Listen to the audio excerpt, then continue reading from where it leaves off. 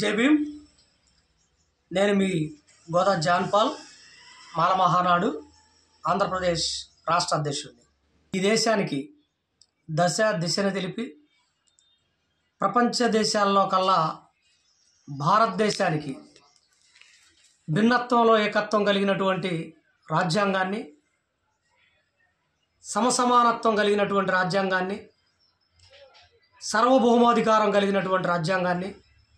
ప్రపంచ దేశాలు గర్వించదగినటువంటి మహోత్తరమైనటువంటి ఒక మంచి రాజ్యాంగాన్ని అందించినటువంటి మహానుభావుడు డాక్టర్ బాబాసాహెబ్ అంబేద్కర్ గారు జన్మించిన రోజు రేపు అనగా ఏప్రిల్ 14 ఆదివారం. పల్నాడు జిల్లాలో ఉండబడేటటువంటి 7 నియోజకవర్గాల్లో, అలాగే రాష్ట్ర వ్యాప్తంగా గ్రామాన అంబేద్కర్ గారి జయంతి కార్యక్రమాన్ని ఘనంగా నిర్వహించాలని మాల మహానాడు రాష్ట్ర కమిటీ నుండి పిలుపునిస్తూ, అలాగే ఎన్నికల కోడ్ అమల్లో ఉన్నప్పటికీ రాష్ట్ర ప్రభుత్వం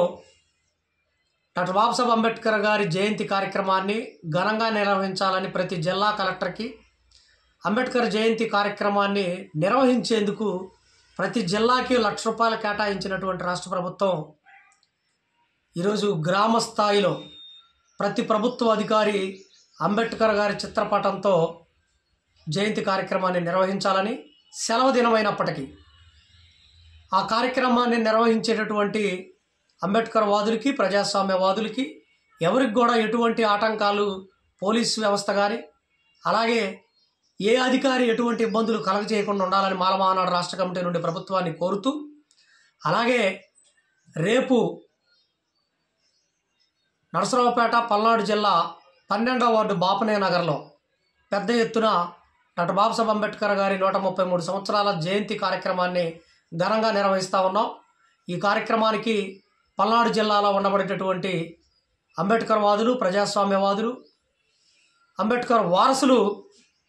వేలాదిగా తరలి రావాలని పిలుపునిస్తూ, గ్రామంలో అంబేద్కర్ గారి జయంతి కార్యక్రమాన్ని ఘనంగా నిర్వహించాలని కోరుతూ రాష్ట్ర ప్రభుత్వానికి మాల మహానాడు రాష్ట్ర కమిటీ నుండి ఒకటి అడుగుతూ ఉన్నాం. ప్రతి మండల కేంద్రంలో ప్రభుత్వ ఖర్చులతో అంబేద్కర్ గారి విగ్రహాలను ఏర్పాటు చేయాలి. అలాగే ప్రతి గ్రామంలో అంబేద్కర్ గారి పేరిట లైబ్రరీలు, అంబేద్కర్ గారు ఏదైతే విద్యకి నిదర్శనంగా జ్ఞానవంతుడు